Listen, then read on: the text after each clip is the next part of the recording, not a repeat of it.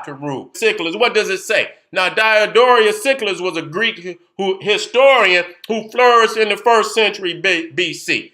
What does it say? It says, Osiris, being come to the borders of Ethiopia, raised high banks on either side of the river, lest in the time of its inundation it should overflow the country more than was convenient, and make it marsh and boggy, and made floodgates to let in the water by degrees as far as was necessary. Thence he passed through Arabia, okay? Taking civilization. Wasn't no Arabia at that time. Bordering upon the Red Sea as far as to India and the uttermost coast that were inhabited. He built likewise many cities in India, one of which he called Nisa, willing to have a remembrance of that in Egypt where he was brought up.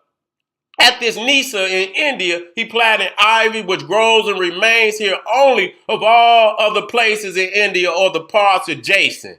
He left likewise many other marks of his being in those parts, by which the latter inhabitants are induced to believe and do affirm that this God was born in India. Okay, so even in the 1st century, you understand what I'm saying? Even in the 1st century BC, before the Jesus myth. You see what I'm saying? The Serapis myth. You see what I'm saying? They were well aware that what you call India today was an extension of the mother Ethiopia in Africa. Okay? So when you hear these terms, understanding these are African terms. Who you think gave them language? It was the Africans. Who you think gave them an alphabet? It was the Africans who created the first alphabet on the planet, and all other scripts is only a derivative of the original script.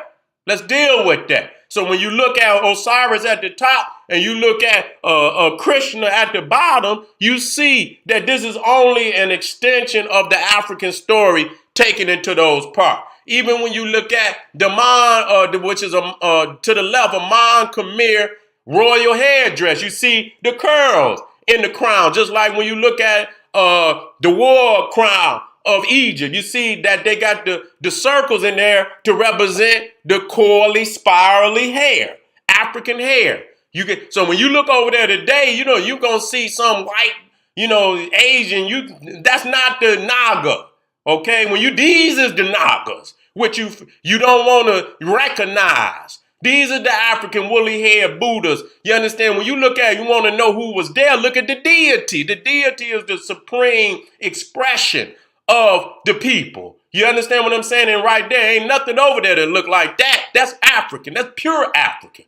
Unadulterated African. We got to understand that. Now, Champa, ham, and so when I put that in there, ham or cham, this is coming out the Biblical Encyclopedia, ham or cham, as you can see, cham is also a derivative of ham, burnt, swarthy, and black. And so you see our peoples came over on the monsoons. We went to India on the monsoon. And a lot of people gonna see and understand that India broke away from Africa. It's actually African land that crashed into Asia. It was closer to Africa at a given time. You see what I'm saying? And you see, in September to March, you got the dry monsoons that take, that blow back, and then here's some wet ones down more into the Bay of Bengal. You understand what I'm saying? That blow back towards Africa.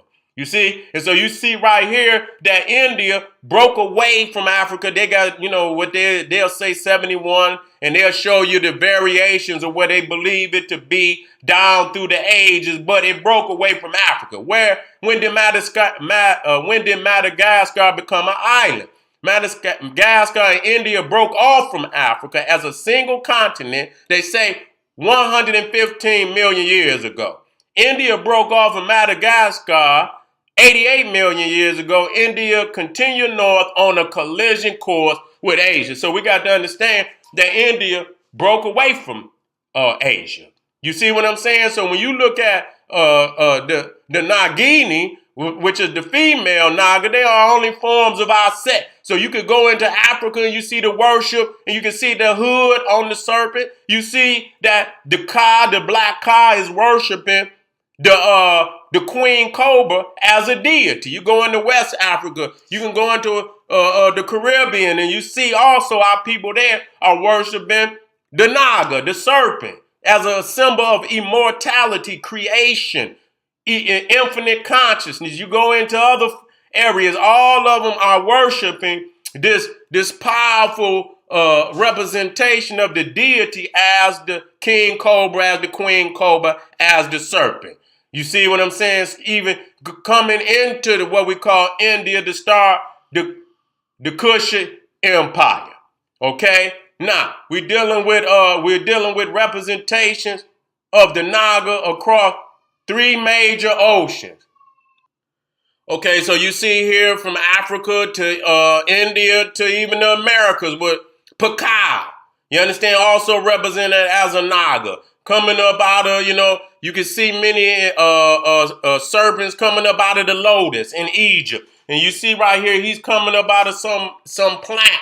You understand? Like you see the lotus sometimes coming up out of the lotus. You see what I'm saying? So you see even there a representation, which cannot be a coincidence. You see what I'm saying? You got Nagasaki, Japan. You also got Kushiro, Japan. You got Kush, Japan. And there's evidence that the Kushites were even in Japan, and they got documents of it. The little Twa was in Japan, and they, just like they got little mythologies of the leprechaun in Ireland and in Britain, they got, little mythologies of the little Twa in Japan. And we'll talk about that later. So even there, Nagasaki, you understand, showing you that this expression, this is Tashaka, king of the Naga. You see what I'm saying? The king of the Naga. And so you got these expressions, you got Shaka, and it's quite evident that, the Zulus was off the east coast of Africa, also on what we call the Kushite Indian Ocean. You see what I'm saying? Also called the Kushite Indian Ocean. So we got to understand that these are not just coincidences. You see what I'm saying? You got Queen Nandi, mother of Shaka, and you also got Nandi, the sacred bull of India. You got Nandi, the sacred bull of India. When you deal with the 7 Nagas that protect the Buddha, just like the Uraeus is protecting the Pharaoh. You got the 7 Naga that protects the Buddha, and which is nothing more than the 7 stars of Orion that's sacred to Asa. These are the black Christs of the ancient world. Now, when they say Christ, they'll give you the Greek expression, the anointed or the anointed one. They just don't answer the question, anointed with what? If he's anointed, what is he anointed with? And then you see God anointed my head with oil. What kind of oil? He anointed your head with oil. What kind of oil? And see, when you go into the Naga Kush expression, Krishna means black. So the oil that was, our heads was anointed with was melanin. These was black woolly-headed Christ all over the ancient world. Return of the dragon is the same as return of the Christ. You understand? Because the dragon is a zoo type of the sun, the S-U-N. Christ is an expression of the sun. Jesus Christ is only an expression of the S-U-N. The Jedi, the Jed as in the backbone of Osiris. This is the second coming of the solar age and the Christ consciousness that's coming upon the planet. And so you see the winged serpent of ancient Egypt, Kush, is the dragon. The mythical zoomorphic symbol of the sun. Lovers of libraries and books, treasures, adorned with crowns symbolizing royalty. So when you see the Uraeus at the bottom, the winged serpent, this became the dragon in the Far East. And you see the sun is also there. That's the dragon egg. You understand what I'm saying? That's the dragon egg. And then here to the left, you see also the shin, which is a symbol of immortality. It's a symbol of immortality. And you see the dragon also there with the sun. So when they talk about the dragon egg, all they talking about is the creation of the universe. They talking about the dragon as the creative force, Isis as the creative force, bringing the new as the creative force, bringing existence. bringing forth existence. So the dragon is symbolic of the sun. And so when they say the return of the dragon, they talking about the return of them Nagas, them Africans, the African conscious on the planet that put great Kushite civilizations all over the planet Earth. Also, the dragons are lovers of libraries and books. Goddamn well ain't no dragon reading it. These are zoo types of African people. Ain't no we are the ones that brought scrolls and books on the planet. You see what I'm saying? So this is just like